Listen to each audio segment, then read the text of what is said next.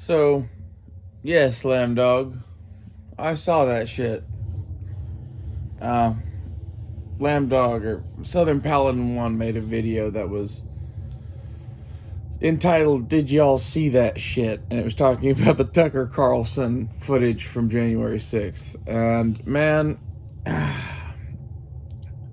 it's nice to be vindicated.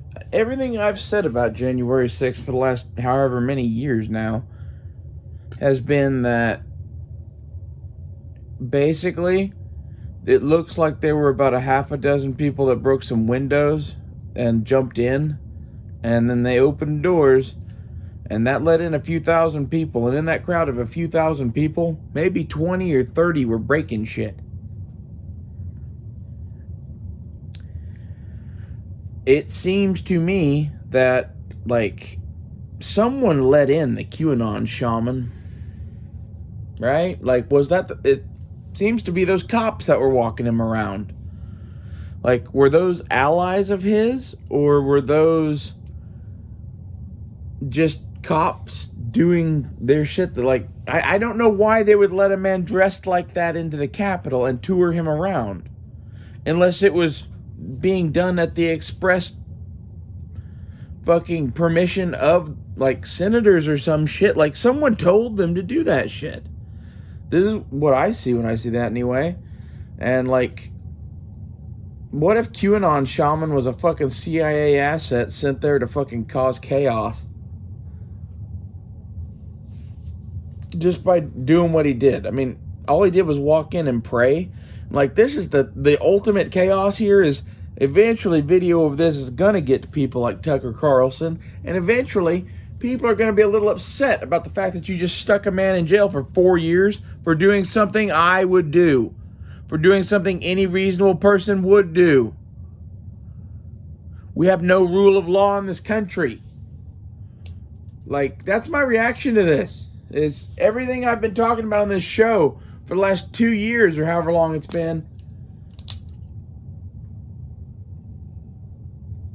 Yeah, it's all real. There's a giant government conspiracy. They're all fucking pedophiles, probably. That's a bit of a jump, right? But, like, follow me. You want to control somebody? That Jeffrey Epstein shit is exactly how I would fucking blackmail people to control them. I would take them to some fucking fuck island and have them diddle some little girl on camera, and then I own that fucker for life. Someone's done that to our entire government. We just keep marching down the road to fucking tyranny. Like, 9/11 was the start of so much of this shit. And when I was a kid, I didn't see it for what it was, because we were in charge and we were being threatened by people thousands of miles away, right? And so many of the we that is now upset, the Republican we, are the ones that started this fucking train. And the Democrats that used to be upset about all of this shit are now the ones making money. And honestly, I think the Democrats are going to find out that they're splitting their base heavily with the shit that's going on. Between the January 6th shit that, like, the people with eyes to see will see that and they'll walk away from the Democrats. Then you have the fucking, like, warmongering. They are warmongering worse than any fucking Republican ever. Like, at least some portion of their audience sees that for what it is. Some portion of their audience thinks they should defend Ukraine, and that justifies a lot of shit. But a lot of people are going, okay, well, what's the end game on this? And, like, they are going to start losing support for the war in Ukraine very, very quickly if it starts draining us as bad as it's going to. Like, this is all of the shit that I see is coming. Is like, we have Ukrainian war protests. Like, we are reliving the 1960s and 70s in some weird freakish fashion. And, like, I really think that that's because we're going through the end of the world. And, like, the 1960s and 70s wasn't quite the end of the world, but we got pretty goddamn close. And that's why, like, Reagan coming in with the 80s and then the 90s and all that shit was such a big thing, man. Like, we were here before. This is exactly where the United States was in the mid-1960s. Congratulations, Democrats, you got it back. You got it back to where everyone is hopeless and drug addicted and fucking, I don't know.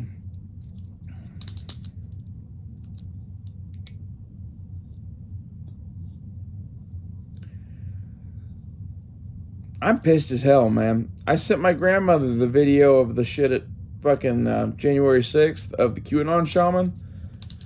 I sent her the video Glenn Beck did on Tucker's footage.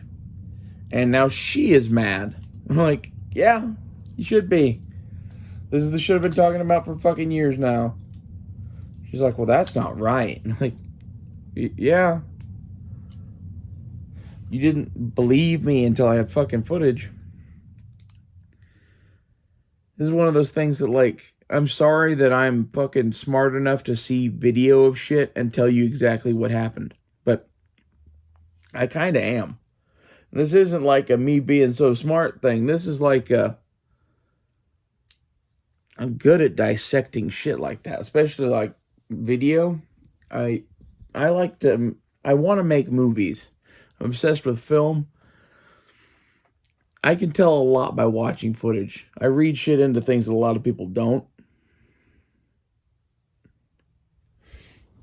And like, honestly, it was too, you would say, oh, you're just biased towards your side for January 6th. Not really. No. Like, I like to look at things independently, and like, if I thought they had tried to take over the Capitol on January 6th, I would have said it. Watching the fucking footage of that day when it happened, it was obvious that's not what happened. They're trying to create a fake narrative for people that only watch CNN. It's despicable. Honestly, the press in this country has been despicable since the founding of this country, in my opinion.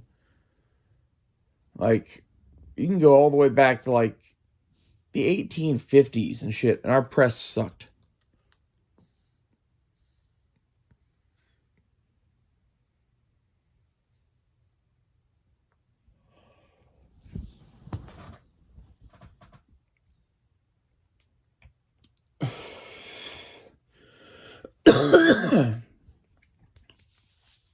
They had all sorts of things where they took out after presidents and did all sorts of liberal shit. They basically started a war between us and the Spanish. They drug us into World War I. World War II, I legitimately think was started with a false flag of sorts.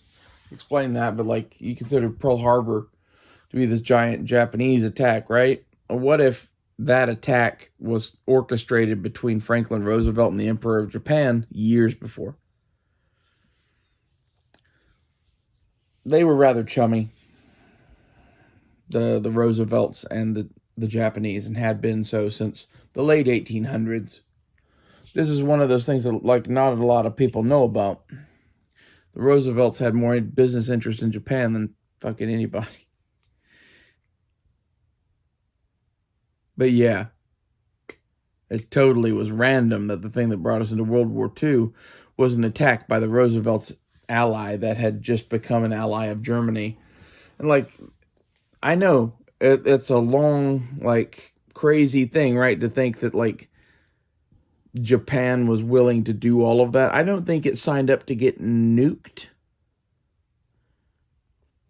I don't think it was necessarily opposed to that. One of the things I think that happened at the end of the war was FDR died and put Harry Truman in charge. And Harry Truman wasn't in on the fucking thing. So it kind of backfired on the Japanese.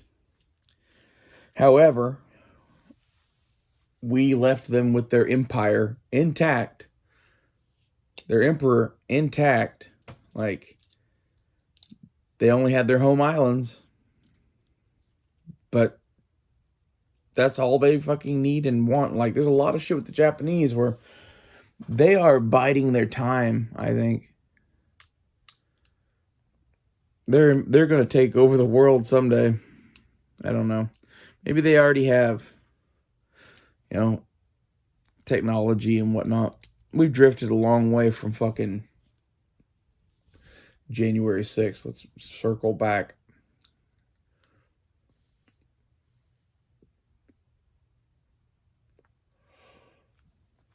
Anyway, that whole fucking situation is bullshit. We're being lied to by our entire government. Someday we're going to wake up in a different world. I wonder how different it's going to be. But every day I think of like how much the world looks the way the world did before World War One.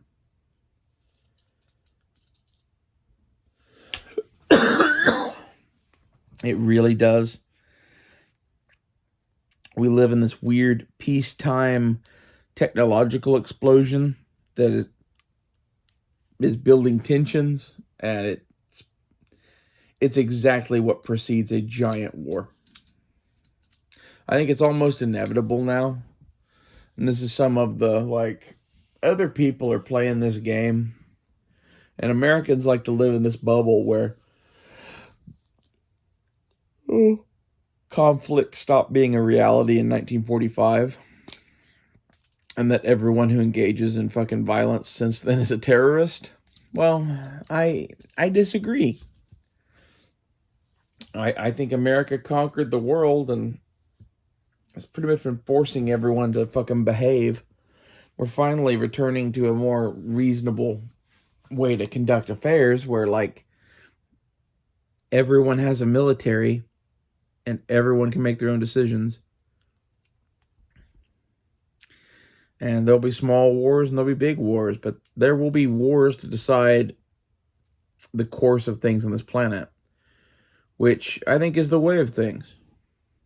If you don't have wars, you end up with 7 billion people on the planet telling you that they're 84 genders all at the same time.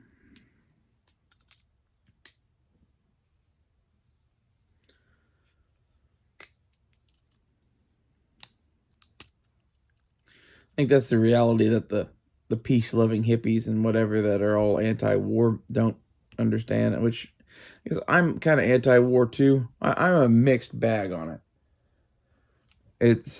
I see it as a necessary evil. And, like, to be honest, it's one of those things that, like, nothing great ever happened in peacetime, really. Good stuff can happen, but the great things that happen all happen when you fucking put foot to ass. And most of that happens because there's someone doing something evil somewhere in the world. So, like, it seems like a moot point to me to discuss whether or not we should go to war. I think whether or not we should engage in a fucking nuclear conflict with Russia is a different thing, but that seems like a done deal. Russia's dying, and she has a lot of nukes. She's not going to go down quiet. Well, I'll see you guys later. I don't know if there's a point to this, but the January 6th shit sucks.